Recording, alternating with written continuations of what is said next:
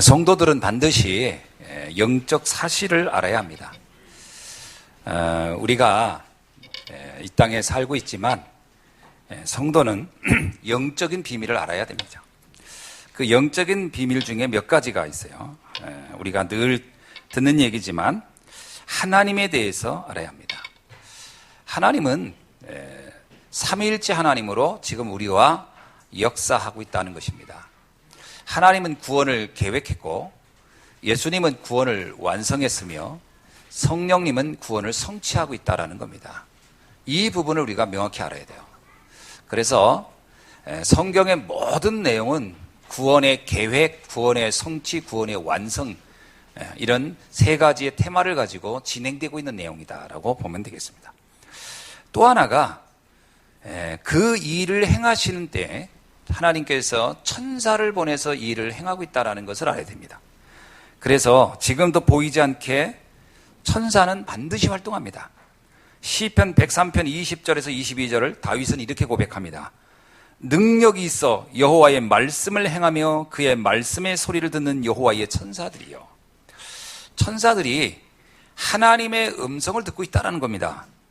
그러면 여호와를 송축하라, 그에게 수종들며 그의 뜻을 행하는 모든 천군이요. 하나님의 뜻이 성취되는 곳에는 반드시 주의 천사가 역사한다고 성경은 기록하고 있어요. 천사가 존재하느냐? 예, 전 믿습니다. 어떻게 존재하느냐? 하나님의 뜻을 이루는 곳에 주의 천사는 반드시 역사한다는 것이죠. 반대로요, 사단도 존재한다는 걸 알아야 됩니다. 그럼 사단은 어디에 존재할까요? 하나님의 뜻을 막는 곳에 존재하겠죠. 이것이 천사의 일입니다. 하나님의 뜻을 막는 것, 영혼 살리는 일에 반대할 것이고 또 이 복음을 누리는 곳에 이것을 방해하겠죠. 그래서 베드로전서 5장 8절은 이렇게 얘기합니다. 근신하라, 깨어 있어라. 너희 대적 마귀는 우는 사자같이 두루다니며 삼킬 자를 찾으니라. 바울은 사단의 존재에 관해서 아주 구체적으로 얘기합니다. 뭐라고 하냐면 우는 사자같이 지금 삼킬 자를 찾아다닌다는 거예요. 자칫 잘못하면 우리는 사단에게 속습니다. 우리가 사람하고 싸우는 것 같지만 아닙니다. 사단에게 속아서 그런 겁니다. 그렇죠? 그래서 바울은 말하기를 우리의 대적은 사단이지 사람이 아니라는 거예요. 야고보서 4장 7절에 이렇게 얘기합니다. 너희는 하나님께 복종할지어다. 마귀를 대적하라. 그리하면 너희를 피하리라. 근데 많은 사람들은 마귀를 대적하지 않고요, 사람을 대적해요. 그래서 속는 겁니다. 영적 사실을 알면 속지 않아요. 그리고 우리가 꼭 기억할 게 있어요. 그게 뭐냐? 하나님은 우리에게 최고의 영적 무기를 줬는데 그것이 바로 기도입니다. 우리는 신앙생활을 한다고 할 때 신앙생활이라고 하는 것 중에 가장 구체적인 신앙생활이 바로 예배와 기도입니다. 그리고 찬양이에요. 이 세 가지는 가장 중요한 예배 생활의 핵심입니다. 예배를 드리는 것이 하나님께 찬양하는 것이고, 그래서 다윗이 찬양할 때 어떻게 했다? 악신이 떠났다 그러거든요. 굉장히 영적인 행위거든요. 그리고 또 하나가 뭐냐? 기도하는 겁니다. 기도는 굉장히 영적인 행위예요. 여러분, 무당들이 영빨을 세우기 위해서 쉽게 말하면 뭔가 무슨 힘을 얻기 위해서 하는 게 뭔지 아시죠? 기도합니다. 그것도 한겨울에도 막 산에 가서 기도하고요. 그거는요, 영적인 세계가 있기 때문에 그렇습니다. 여러분, 그냥 하는 그 돌팔이 무당이 아니고요, 뭔가 이게 능력 있는 무당의 특징이 있어요. 그 무당의 특징이 기도합니다. 악령이 역사해서 그렇지 반드시 역사가 일어나게 돼 있거든요. 왜냐? 기도는 굉장한 영적 행위이기 때문에 그렇습니다. 그래서 오늘 우리는 이런 영적인 사실들을 반드시 알고 있어야 할 줄로 믿습니다. 의외로요, 성도들이 또 의외로 뭐 불신자는 말할 것도 없고 성도님들이 영적 사실에 대해서 굉장히 사실은 무감각하다는 게 문제예요. 우리는 늘 영적인 단어를 쓰지만 영적인 실체에 대해서는 감각이 없다니까요. 그래서 어떤 상황과 문제가 오면 기도를 하지 않고 육신적인 염려로 들어가 버린다는 거예요. 가장 중요한 힘이 기도입니다. 하나님은 우리에게 기도라는 무기를 주었거든요.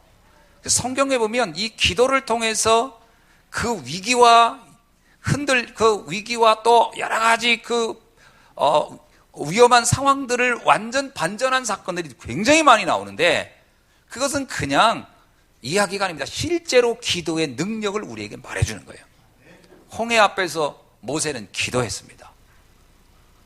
아람 군대가 쳐들어갈 때 히스기야 왕은 하나님 앞에 기도했거든요. 이 기도라고 하는 건 굉장한 영적 행위입니다. 그래서 성도님들은 이 기도의 무기를 반드시 활용할 수 있기를 바랍니다. 예수님께서 그 제자들을 불러놓고 많은 말씀을 했는데 그 중에 가장 구체적으로 가르쳐 준 것은 기도밖에 없습니다. 그래서 마태복음 6장 9절에 보면 이런 말씀이 있어요. 너희는 이렇게 기도하라.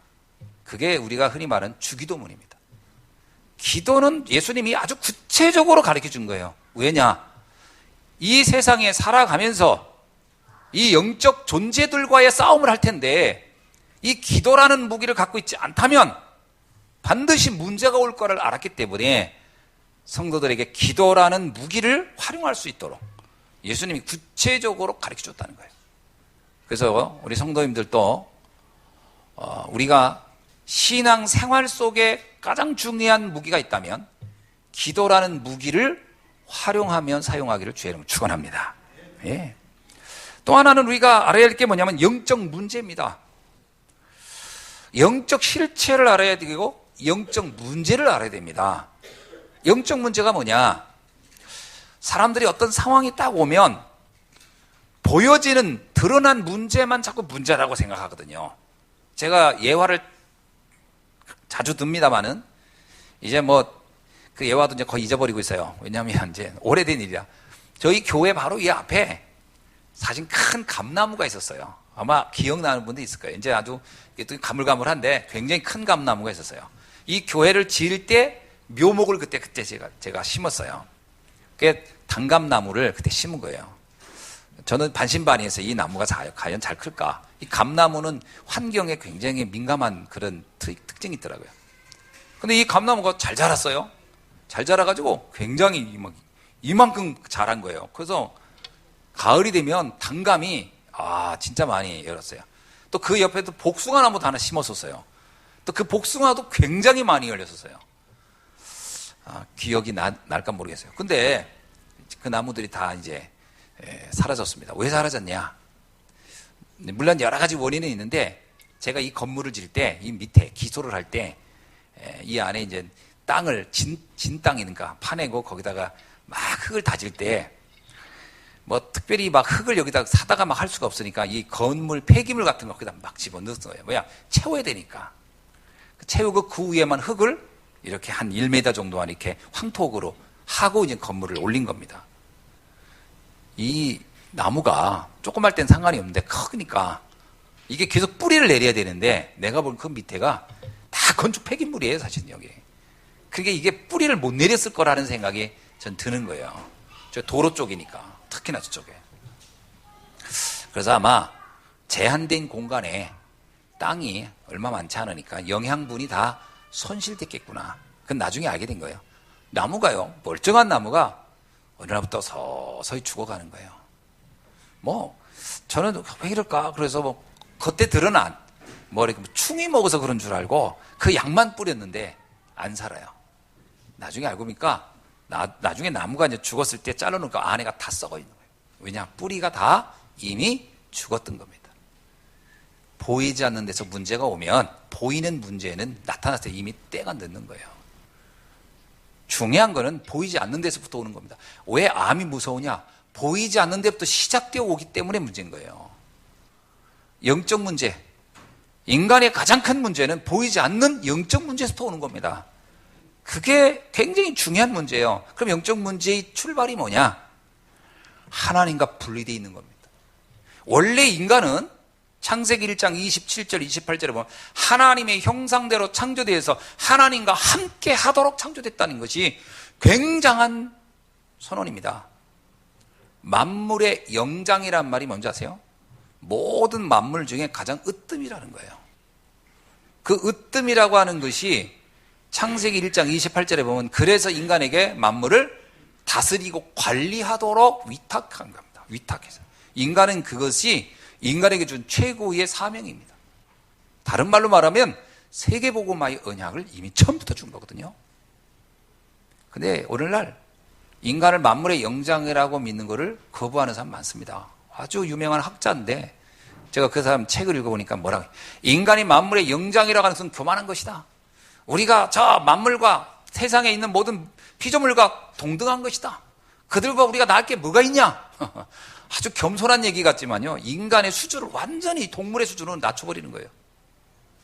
그렇지 않습니다. 인간은 영적 존재예요. 인간만 영적 존재예요. 아무리 개가 똘똘하고 이뻐도요, 개는 영적 존재가 아닙니다. 그래서 개의 존재 의미는 인간에게 즐거움을 주다 죽는 거예요. 그리고 조금 더 안 좋은 물건은 탕으로 가는 겁니다. 그러니까 동물은 그게 그 존재예요. 그래서 동물을 놓고 우리가 뭐 인간처럼 대할 필요가 없는 겁니다. 난 이 용어가 참 마음에 안 들어요. 반려동물. 뒤에다가 동물자 쓰리가 그나마 나은데 어떤 때는 막 우리 자식 이러더라고. 어떤 아줌마가 아이고 우리 자식 우리 새끼 이러더라고. 내가 사람한테 그런 줄 알았어. 근데 개한테 그러더라고. 저는 아니라고 생각합니다. 이뻐할 수는 있지만 어떻게 사람의 인격으로 동물을 올려놓을 수는 없다. 인간만 영적 존재입니다. 제가 무슨 뭐 동물 애호가들한테는 욕먹겠지만 사실은 사실이니까요. 사실은 사실 아닙니까? 인간만 영적 존재예요. 그 영적인 존재가 영적 세계를 상실하면 어떻게 되냐? 이것이 가장 심각한 문제인 거예요. 이거보다 심각한 게 어디 있겠습니까? 가장 근원적인, 가장 존엄한 것을 상실해버렸다는 것은 다 잃어버린 거예요. 이것이 창세기 3장 사건입니다. 마귀에게 속아 하나님을 떠난 문제라는 거예요. 이것이 모든 재앙과 저주의 근원적 원인이라 해가지고 이거를 원죄라고 하는 겁니다. 오리지널 신이에요. 근원적 죄. 윤리와 도덕적인 정치적인 의미의 사회적인 규범적 죄가 아니고 이거는 완전 근본적 하나님과 관계에서의 죄, 인간의 본질, 존재, 실존적 죄에 대한 문제거든요. 이 문제 때문에 인간은 모든 재앙과 저주의 출발점이 됐다는 거예요.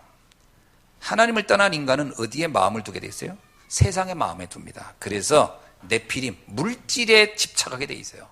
어디에 둡니까? 성공에 집착하게 됩니다. 근데 물질과 성공이라는 것은 늘 무엇을 전제로 하죠? 한정적인 재화예요. 물질은 한정적인 유한한 게 막 무한하게 나오는 게 아니에요. 제한돼 있어요. 그러니까 여기서 뭐가 나옵니까? 더 많이 가지려는 경쟁과 투쟁이라 전쟁이 시작되는 거예요. 물질에 대한 소유욕. 모든 갈등의 요인은 어딨냐? 하나님 떠난 세상의 것에서 인간이 행복의 모든 절대 기준을 뒀을 순간부터 이 땅은 전쟁과 분쟁이 모든 시작이 된 것이다. 성경은 근원에 대한 이야기를 합니다. 인간이 하나님을 만나면 바울처럼 고백하게 돼요. 세상에 그 좋던 거 다 배설물처럼 보인다. 그렇게 중요하게 여기지 않는다는 거예요. 필요하지만 절대적이지 않다. 나에게 필요한 물건이지만 그것은 상대적인 거예요. 있어도 되고 없어도 되고 필요하면 되고 또 없어도 상관없고. 그러나 하나님을 만나는 문제는 가장 절대적인 거예요.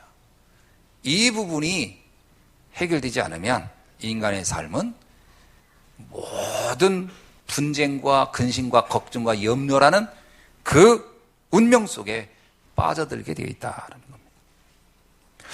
이것은 인간이 스스로 해결이 안 됩니다. 절대적 행복을 만나야 되는데 절대적 행복은 인간이 가지고 있는 것 속에서는 존재하지 않아요. 인간이 눈으로 보이고 우리가 체험할 수 있는 것 속에서는 절대적 행복, 절대적 만족이라는 것은 실제 존재하지 않습니다. 그래서 영적인 세계를 발견하지 못하면 인간은 늘 결핍 속에 살다 가는 거예요. 영원히 만족할 수 없는 삶을 살다 가는 거예요. 그래서 가지고 또 불행한 거예요. 소유하고도 만족이 없는 거예요.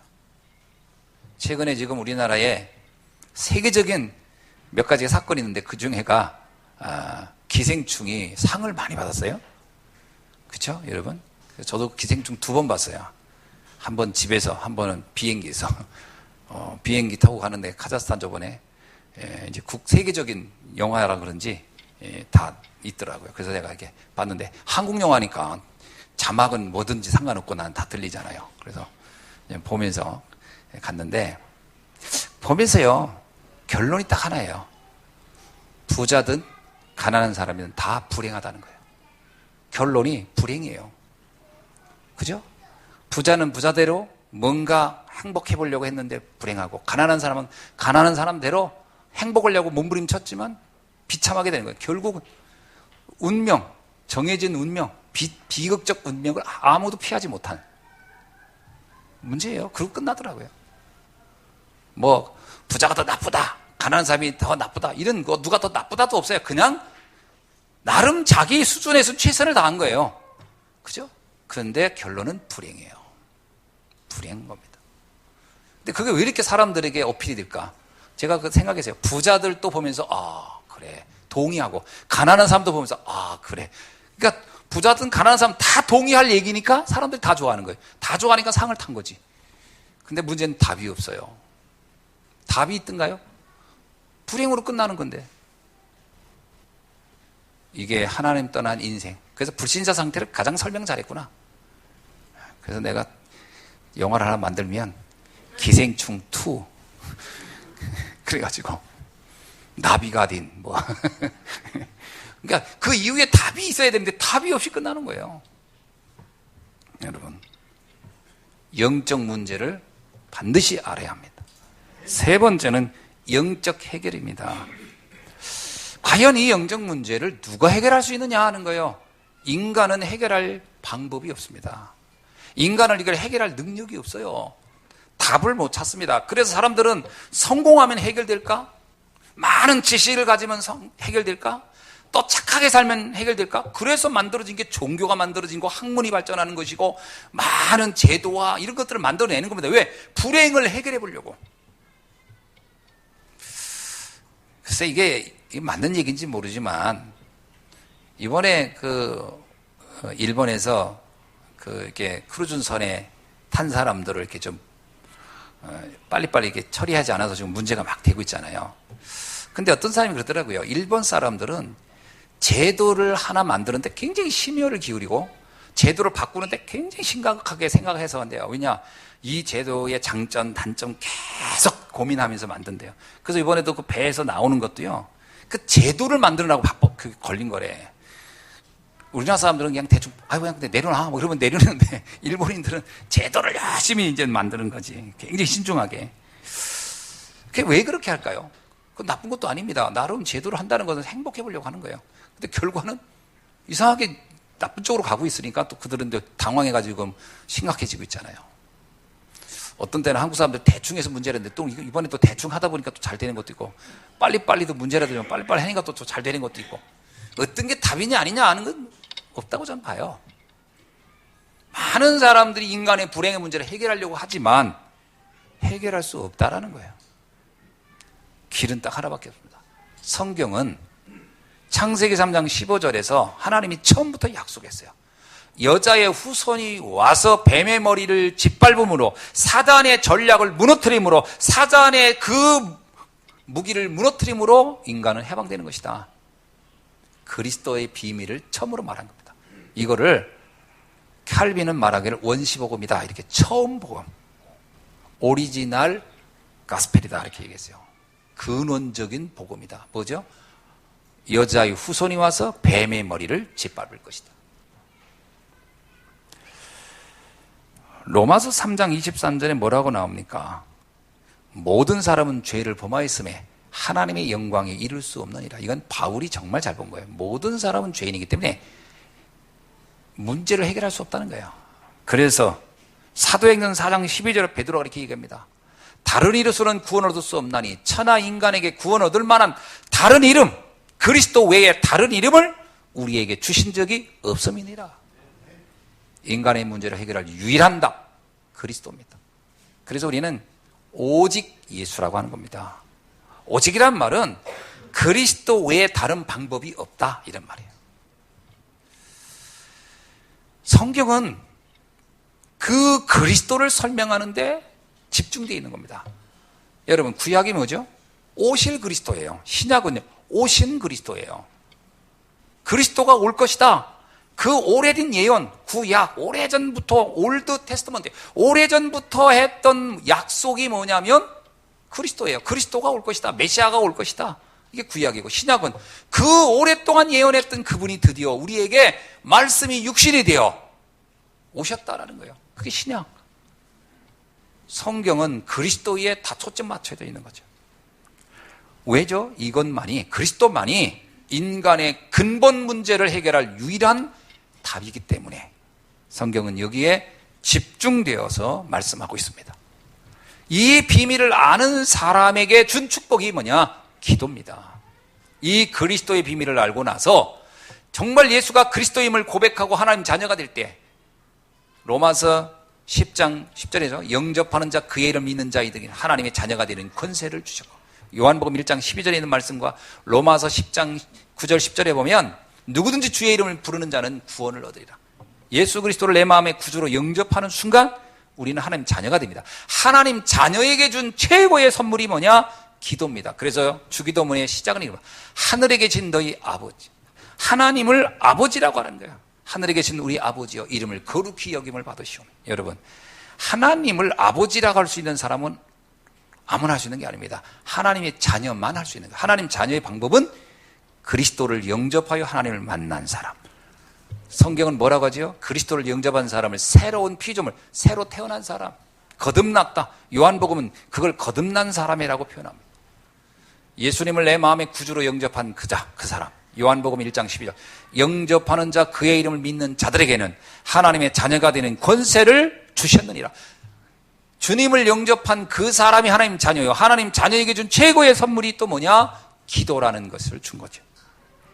그래서 오늘 우리는 이 기도에 관한 부분을 아주 심도 있게 이해를 해야 할 줄로 믿습니다. 오늘 본문에 뭐라고 나오죠? 마태복음 7장 7절에 보니까 기도를 6장에서요, 마태복음 6장 9절에서 분명히 말해줍니다. 기도는 이렇게 하라 라고 얘기하는데, 문제는 7장에 가서 예수님 말하기를 기도를 하지 않는다는 거예요. 기도는 이렇게 하라 했는데 기도를 하지 않는 거예요. 왜 기도를 하지 않을까요? 저는 첫 번째입니다.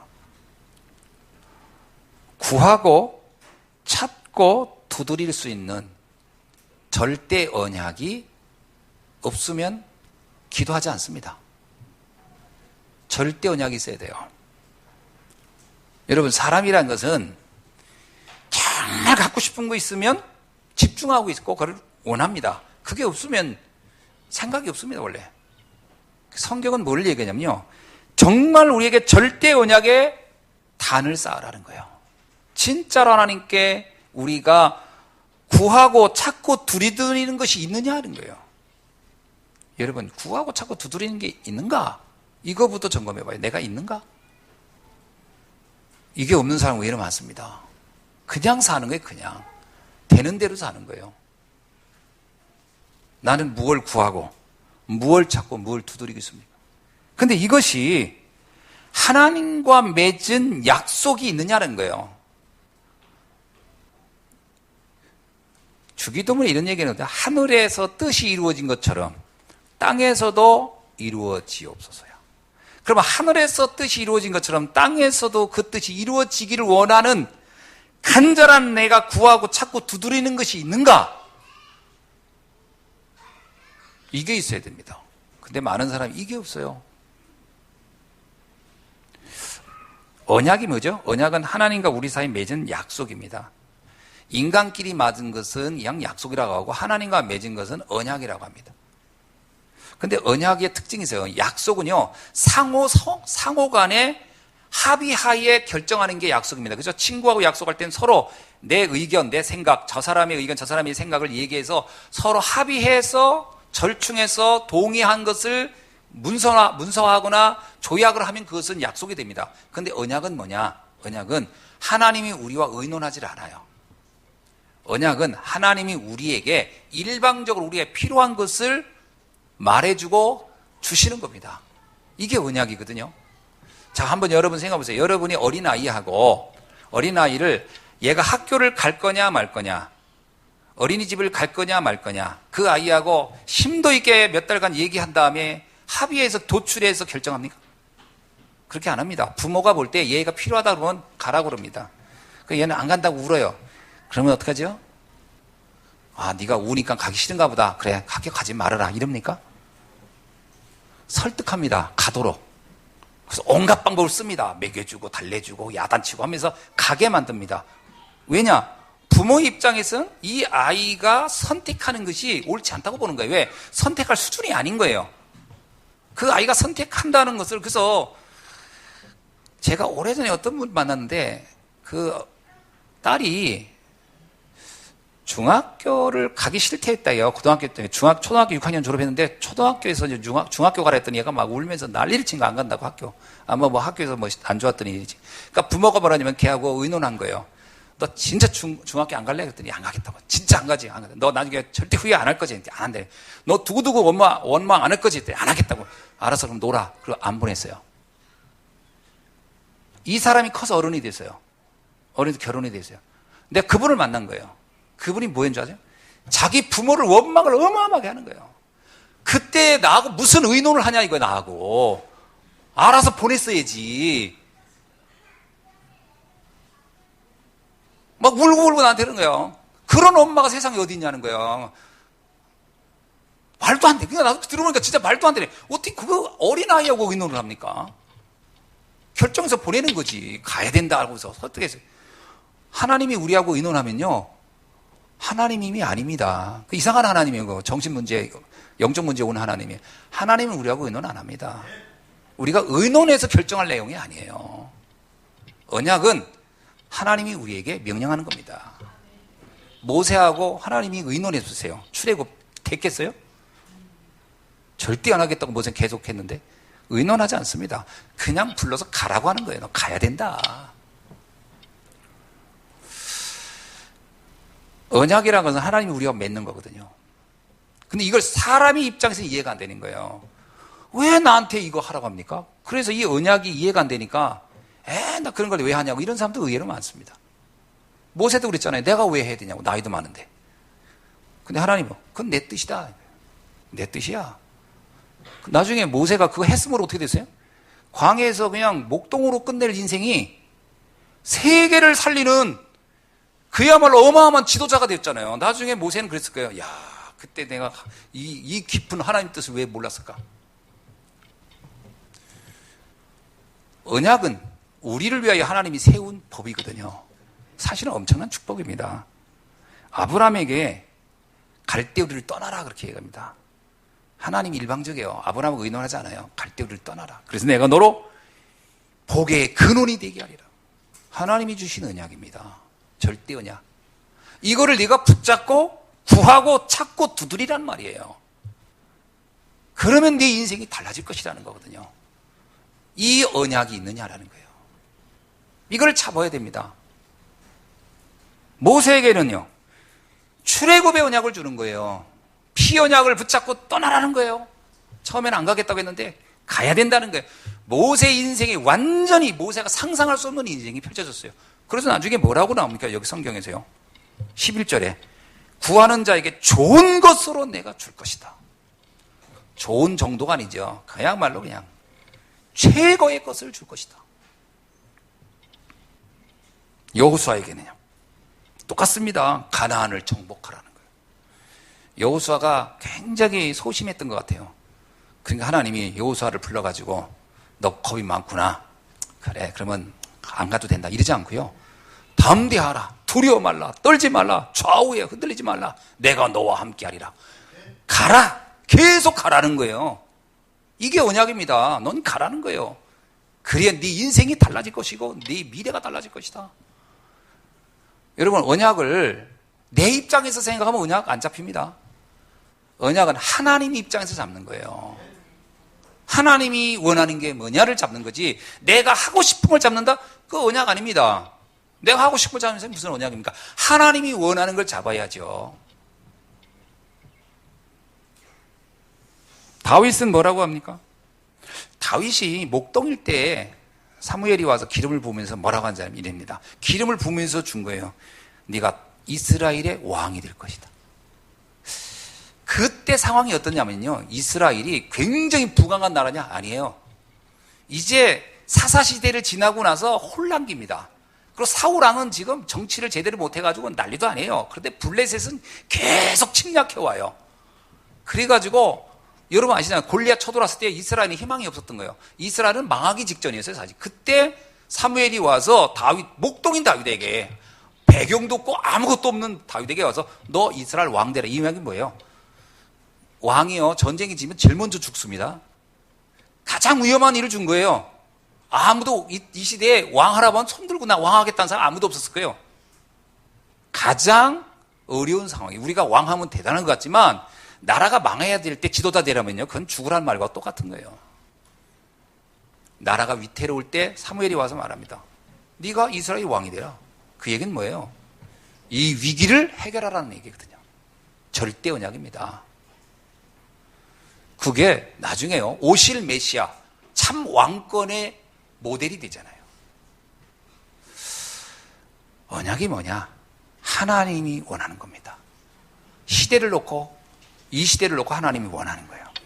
그래서 우리가 이건 많이 생각하게 돼요. 하나님이 정말 원하는 것이 무엇이냐? 이 질문은 진짜 많이 해야 돼요. 하나님이 이 시대에 진짜 원하는 게 뭘까요? 내가 그것을 하겠나이다. 여러분, 서로 하고 싶은 거 하는 거는 어떤 면에서 언약이라고 하긴 좀 그래요. 서로 하고 싶은 거, 그건 누구나 하지. 사실 어떤 면에서는요, 노바디입니다. 아무도 하지 않으려는 걸 해야 돼요. 거기에서 언약이 있는 거예요. 여러분 보세요. 빌립에게 사마리아로 가라. 아무도 사마리아 가기 싫은 거예요. 그런데 빌립이 갑니다. 언약이니까요. 그게 노바디 아닙니까? 남들이 할 수 없는 걸 하는 거예요. No way, no time. 아무도 그 시간을 갖고 싶지 않은데, 아무도 가고 싶지 않은데, 아무도 하고 싶지 않은 일을 하는 거예요. 언약은 거기 있는, 왜냐? 하나님이 원하기 때문에. 그것을 구하고 찾고 두드려 바라는 거예요. 아멘. 세상으로 말하면요, 블루오션이에요. 남들이 관심 갖고 있지 않는 거.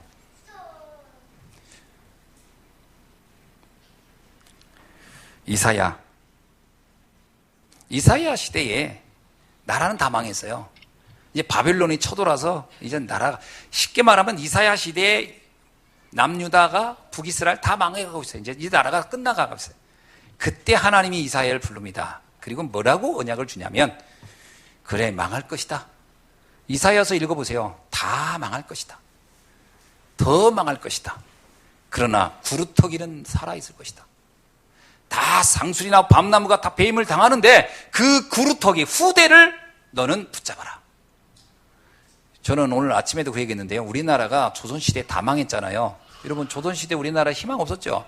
엄청나게 못 살았었잖아요. 진짜 누가 그래도 에티오피아에서 우리나라 6.25 전쟁 참전했잖아요. 그때 에티오피아가 우리나라보다 더 잘 살았어요. 에티오피아가. 그래서 우리나라에 군인 보낸 거예요. 우리나라가 얼마나 못 살았으면. 그때 우리 부모들은 어떻게 했죠? 한 가지 잘했어요. 나는 굶어도 우리 자녀들은 교육시키겠다. 그 후대에 대해서 그나마 눈 뜬 게 우리 민족이었어요. 그래서 나라를 이렇게 바꾸는 거예요. 근데 보통요, 다 그럴 것 같죠? 안 그렇습니다. 남미나 아프리카요, 부모가 가난하요, 어떻게 자녀들, 어린애들 탄광촌으로 무슨 광촌으로 저기 일하는 데 보냅니다, 애들. 그래서 어린애들 유아 노동 착취가 심각하잖아요. 교육 안 시킵니다. 일 시켜 돈 벌어 그러지. 거의 그런 나라가 많습니다. 그래도 우리나라는 부모는 굶어 죽어도 넌 공부해라. 이렇게 한 것이 이 나라를 이렇게 생겼어요. 후대. 근데요, 이사야에게 그 언약 준 거예요. 뭐라고요? 구루터기를 세워라. 구루터기를. 근데 더 중요한 건 그 구루터기 세우는데 그냥 구루터기야. 임마누엘이에요. 그리스도의 언약을 아는 후대를 세워라. 이게 절대 언약이었습니다. 이사야 7장 14절. 처녀가 잉태할 아들을 낳으니 그 이름을 임마누엘이 하리라. 그 임마누엘, 그리스도의 비밀을 아는 구루터기를 세워라. 저는 오늘 우리가요, 절대 언약을 여기서 잡아야 됩니다. 이 언약 아는 후대 세우는 거. 이게 미래를 좌우할 것이다. 이거 놓고 구하고 찾고 두드려 보라는 거예요. 내 야망, 내 동기, 이거 놓고 구하고 찾고 두드리지 말고, 무엇을 마시고 입을까, 입을고 마시고 먹을까, 이거 놓고 구국 두드리고 구하고 찾는 게 아니고, 그의 나라와 의를 위하여 두드리고 찾는 거예요. 그죠? 내용이 분명히 달라는 거죠.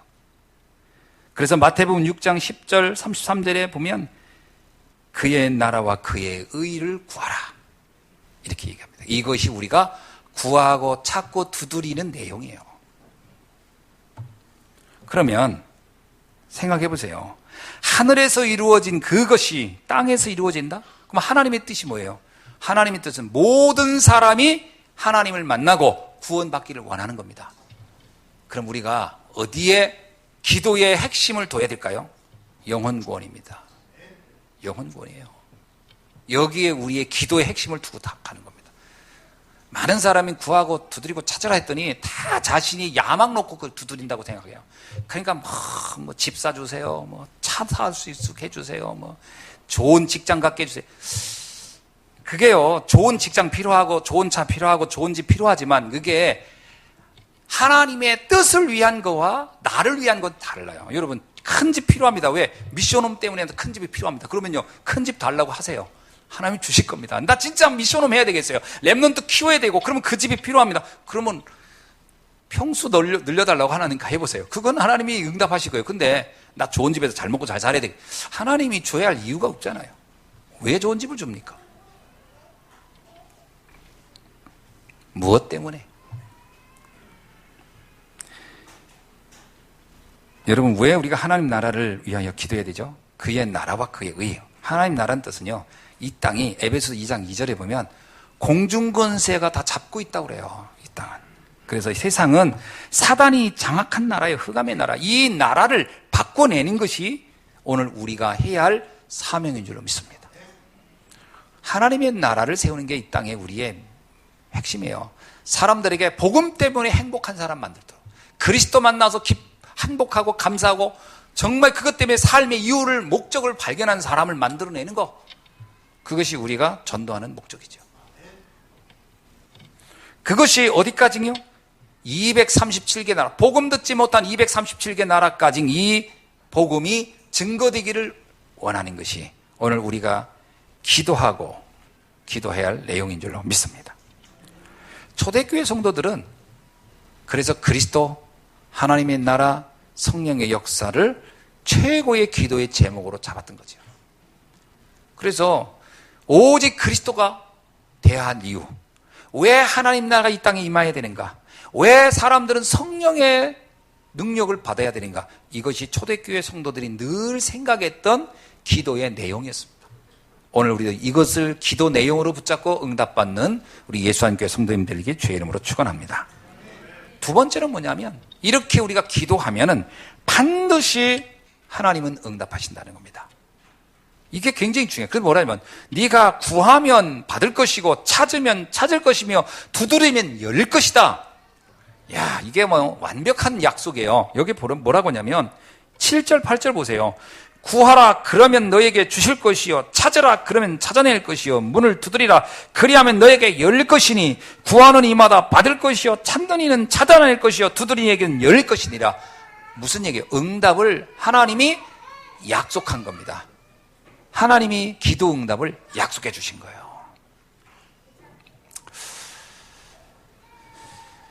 오늘 이 응답이 주인공이 되시길 주의 이름으로 축원합니다.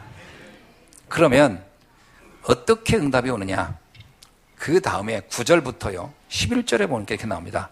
너희 중에 누가 아들이 떡을 달라 하는데 돌을 줄 것이며 생선을 달라 하는데 뱀을 줄 것이냐? 자, 너희 중에 악한 자라 할지라도 그 자녀에게는 좋은 것을 주지 않겠느냐. 하물며 하늘에 계신 너희 아버지께서 구하는 하나님의 자녀들에게 좋은 것을 주시지 않겠느냐. 하나님의 응답, 최고의 것을 주시겠다는 겁니다. 아멘. 누가복음 11장 13절에 이런 말씀이 있어요. 똑같은 얘기예요. 근데 뒤에 내용이 좀 달라요. 너희가 악할지라도 좋은 것을 자식에게 줄 줄 알거든. 하물며 너희에게 하늘에 계신 아버지께서 구하는 자에게 무엇을 준다? 성령을 주시지 않겠느냐. 참 놀라워요. 여러분, 구하고 찾고 두드린 것이 어떤 거냐라는 것이 알 수 있겠죠. 그죠? 뭘 구하고 뭘 찾고 뭘 두드렸길래 그 응답이 성령 충만이라고 했을까? 굉장히 중요한 겁니다. 내용이 우리가 생각했던 것들이 아니었던 거예요. 그의 나라와 의를 구했을 때 어떤 일이 있다? 성령의 역사를 보게 될 것이다. 성령께서 그 일을 이루셔가는 것을 네가 체험하게 될 것이다. 그 얘기입니다. 그러면 어떻다고요? 하나님은 반드시 그걸 이루도록 할 것이다. 제가 이런 생각을 해봤어요. 이번 성경 그 말씀 이렇게 준비하면서 바울이 세계 여행을 다녔잖아요. 세계 여행 다닌 게 아니지, 세계 선교를 했지. 세계 선교를 했는데, 바울이 만약 그때 당시에 그의 나라와 의를 구하지 않고 그 맛집 투어를 해서 세계를 이렇게 돌았더라면, 생각해 본 거예요. 맛집 투어를 해서 세계를 이렇게 돌았고, 그 다음에 뭔가를 이렇게 즐기기 위해서 이렇게 돌았다. 그럼 그 사람의 인생은 어땠을까? 어떻게 기록되어 있을까? 똑같이 돈 건데 무엇을 놓고 도냐? 그게 굉장히 중요하거든요. 바울이 그의 나라와 의를 놓고 세계 선교를 했기 때문에 그의 이름은 천년의 응답을 받은 겁니다. 맛집 투어 했으면요, 가족들 속에도 아마 꽤나 마음고생 시켰을 거예요. 저 건달돼가지고 저거 뭐하고 저 돌아다니나 하고서. 10년 응답은 고사하고 가족들끼리 마음고생 시키는 사람도 많을 거예요. 근데 무엇을 놓고 움직이냐는 거예요. 우리 인생의 여정이 무엇 가지고 움직이냐는 거예요. 이게 굉장히 중요합니다. 무엇을 구하고 찾고 두드릴 것이냐는 거예요. 그냥 찾는 행위 자체가 중요한 게 아닙니다. 무엇을 놓고 구하고 찾고 두드릴 것이냐는 거예요. 성령의 역사를 받을 수 있느냐, 아니면 하나님이 아무런 무관심한 구하고 찾는 것이 될 수 있느냐, 이거예요. 우리가 그냥 막 구하놓고 왜 하나님 응답 안 하십니까? 그런데 생각해 보셔야 돼요. 내가 정말 간절히 구하고 찾았던 것이 하나님이 원했던 것인가? 내가 원했던 건가? 우리는 막 찾고 나서 그러잖아요. 왜 하나님 응답 없습니까? 왜 나한테 이렇게 침묵하십니까? 하나님이 이렇게 내가 응답할 내용을 가지고 구했어야지. 여러분 자녀가 택도 안 되는 거 가지고 구하면 여러분 응답해요? 그 얘기할 때마다 피해잖아요. 피해. 부담돼가지고. 아빠 그러면 알았어. 왜요? 응답하면 안 되니까. 나중에. 왜 나중에라고 그러죠? 지금 줄 상황이 아니니까. 그러니까 나중에. 왜? 상황이 안 맞는 걸 자꾸 구하면요, 자꾸 나중에로 미룹니다. 그럼 나중에 뭐라고 해요? 이래도 정신 못 차려 이놈 자식. 이렇게 틀린 걸 구하면 그렇게 되는 거예요. 맞는 걸 구해야 되는 거예요. 하나님과 방향이 맞아야 돼요. 무엇을 구했는가? 그래서 요한복음 16장 24절에 이렇게 나옵니다. 구하라, 그리하면 너희의 기쁨이 충만하리라. 하나님은 나의 야망과 욕망을 채워주시는 분이 아닙니다. 하나님은 내게 필요한 것을 주시는 분이에요. 아멘? 내게 필요한 걸 주시는 분이지 내 야망과 동기를 채워주시는 분이 아니다. 하나님의 뜻을 이루기를 원해요. 하나님의 계획을 성취하기를 원해요. 이것이 오늘 우리가 받아야 할 기도의 축복인 줄로 믿습니다. 그리고 야고보서 1장 5절로 7절에 나옵니다. 이 기도는 반드시 하나님은 응답하신다는 거죠. 자, 이런 기도의 비밀을 알았던 사람들 성경에 보면요, 아브라함입니다. 사실 아브라함은요, 창세기 13장 18절에 보면 조카 롯과 헤어진 후에 하나님께 처음으로 단을 쌌습니다. 사실 그 이전에도 단을 쌌는데 이전에 단을 쌌을 때는 아브라함이 응답이 없었어요. 계속 문제가 왔습니다. 가난의 문제, 경제 문제 계속 왔어요. 그때 아브라함은 왜 문제가 오는지를 몰랐어요. 왜냐? 아브라함은 복음은 알았지만 절대 언약이 희미했어요. 그래서 아브라함이 조카 롯을 데리고 다니면서 계속 육신적인 거에 대한 미련을 버리질 못했어요. 응답이 안 오는 거예요. 계속 문제가 오는 거예요. 어느 날 아브라함이 결론 냅니다. 아, 내가 잘못 구했구나. 그래서 비로소 조카 롯을 보낸 이후에, 떠나보낸 이후에, 조카 롯은 나의 마지막 미련이었거든요. 내 인생의 어떤 적금 같은 거였거든. 그거를 보낸 이후에, 떠나보낸 이후에 오로지 하나님만을 바라보면서 하나님의 뜻을 향하여 이제 내가 약속의 땅으로 내가 갈 것이다. 그것이 아브라함의 인생의 대전환점이 됐습니다. 이 단이 오늘 쌓는 날이 되기를 주의 이름으로 축원합니다. 사도행전 1장 14절에 보세요. 초대교회 성도들은요, 마가다락방에 가면 그들은 정말 큰 피해를 입습니다. 굉장히 큰 손실을 입어요. 근데 그들이 갑니다. 그들이 거기 가서 뭘 구했냐? 그리스도, 하나님의 나라, 성령의 역사. 그리고 성경 기록, 그들은 오로지 기도에 힘쓰느니라. 무엇을 집중했는가? 그의 나라와 의를 놓고 집중했어요. 그 응답이 뭐죠? 예루살렘, 유다, 사마리아, 땅끝, 로마까지 정복하는 응답을 받았습니다. 결국 로마서 16장 25절 27절에 보니까 영세전에 감추었다가 이제는 나타나신 받은 그 은혜, 세세 영원토록 있을 그 응답을 받는 주인공들이 됐어요. 오늘 이 축복이 우리 예수한교회 성도님들의 응답이 되는 날이 되기를 주의 이름으로 축원합니다. 이제 말씀을 맺습니다. 오늘 본문에 보니까 이런 얘기예요. 그러므로 무엇이든지 남에게 대접받고자 하는 대로 너희도 남을 대접하라. 이것이 율법이요 선지자니라. 이 내용은요, 단순히 어떤 그 대접, 우리가 쉽게 말하면 이렇게 접대하는 이야기를 하는 게 아닙니다. 하나님은 이걸 좀 더 영적인 의미로 이렇게 의미를 담고 설명하거든요. 우리가 누군가를 사랑한다, 대접한다 할 때 최고의 대접이 뭐죠? 사실은 복음을 전하여 살리는 겁니다. 이게 최고의 대접이에요. 제자를 세우는 것만큼 축복은 없습니다. 우리 인생에 제자를 세울 수 있다면, 여러분, 바울이 브리스 아굴라를 세웠죠. 제자를 세웠습니다. 제자 세우는데 집중했죠. 디모데를 세우는데 집중했습니다. 그 이후에 디모데와 브리스 아굴라를 통해 받은 응답이 어떤 거죠? 브리스 아굴라는요, 로마서에 뭐냐면 바울을 위해서는 내 목이라도 내놓겠다고 그랬어요. 여러분, 제자를 세우고 제자로부터 받는 축복이 있길 주의 이름으로 축원합니다. 이 비밀 여러분 한번 맛보셔야 돼요.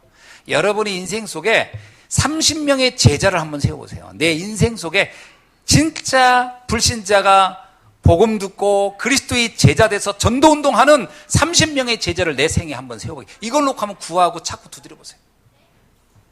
그런 제자가 내 주변에 있다면 내 인생이 어떻게 돼요? 여러분, 그런 제자 3명만 나와도 인생의 변화가 시작될 겁니다. 아멘? 30명을 한번 목표로 두고 한번 해보세요. 그래서 지금부터 300명 영접 운동을 한번 시도하시기를 바랍니다. 300명 영접 운동이요. 내 주변에 진짜 복음 들을 사람이 너무 많아요. 그 사람들을 어떻게 내가 저들에게 복음을 전할까? 그거 한번 마음을 담고 구하고 자꾸 두드려보길 주의 이름으로 축원합니다. 3가지를 한번 해보세요. 첫째, 개인화입니다. 정확한 복음을 전해주는 거예요. 복음이 정확하게 전해요. 오직 복음이어야 됩니다. 그냥 복음은 아니고요. 오직 복음이 증거돼요. 그래야 제자의 시작이 돼요. 오직 복음이어야 됩니다. 그래, 그리스도로 행복하다. 난 그리스도 때문에 나는 만족한다. 그리스도 때문에 난 더 이상 다른 게 필요하지 않다. 이 정도 되면 개인화가 제대로 된 겁니다. 두 번째는 교회화입니다. 교회화를 마태복음 28장 이렇게 얘기했어요. 모든 족속에게 가서 제자를 삼아, 그 다음에 뭐야? 아버지와 아들과 성령의 이름으로 뭘 하라고요? 세례를 베풀고라고 나요. 여러분, 세례교인 세우는 것이 교회화의 핵심입니다. 세례교인을 만드는 거예요. 그 세례가 그냥 형식적인 세례를 말하는 게 아닙니다. 복음의 결론 나고, 교회를 위해서 헌신하고, 교회를 이해하고, 교회를 위해서 내가 살겠다, 이런 사람이 세례교인이 되는 거거든요. 세례교인이 된다는 얘기는 교회가 이해된 거예요. 성도가 이해된 거예요. 직분이 이해된 거예요. 이런 제자를 세워야 됩니다. 쉽게 말하면요, 세례교인 만들어야 돼요. 예수님이 분명히 말하세요. 세례교인 세우라고. 너희는 가서 모든 족속으로 제자를 삼아 뭐라고요? 세례를 베풀라. 세 번째는 뭐냐? 그래서 세계화입니다. 그 사람들과 함께 힘을 모아서 세계복음 하는 거예요. 237개 나라를 살릴 헌신을 하는 겁니다. 제자는 마지막 제자의 할 일은 헌신하는 겁니다. 어떻게 해요? 세계복음화 할 만큼의 헌신을 하는 거예요. 그래서 유 목사님이 이런 얘기 가끔 해요. 그 무슨 그 공장에 있는 아가씨들 전도했을 때 그때 그들이 300명이 교회 헌금하고 11조도 하고 이런 얘기를 자꾸 해요. 그게 처음에는 헌금했다고 제자인가? 막 이런 얘기 했는데 저게 무슨 얘기죠? 마음을 담고 집중할 곳을 찾았다는 거예요. 쉽게 말하면 절대 헌신을 찾은 거예요. 제자는 절대 헌신의 현장이 있어야 됩니다. 세계화예요. 세계복음화 237 나라를 위해서 헌신할 수 있으면, 헌금할 수 있다면 제자인 거예요. 그래서 예수님도 그랬잖아요. 물질이 있는 곳에 내 마음도 있느니라. 제자는 헌신으로 갑니다. 그래서 초대교회 성도들 보면 그들은 자기의 모든 물건을 다 내놓고 이렇게 나와요. 뭐 공동생활했다 이 말이 아닙니다. 그들은 헌신할 내용을 찾았다는 얘기예요. 생을 걸, 인생을 헌신할 절대 가치를 발견했다는 얘기예요. 오늘 이런 제자가 여러분을 통해서 찾아지고 세워지는 축복이 있어지기를 주의 이름으로 축원합니다. 기도하겠습니다. 하나님 감사합니다. 우리 생애 가장 행복한 축복을 누리는 기도의 단을 쌓는 응답을 누리는 날이 되게 하옵소서. 살아계신 주 예수 그리스도의 이름으로 기도하옵나이다. 아멘.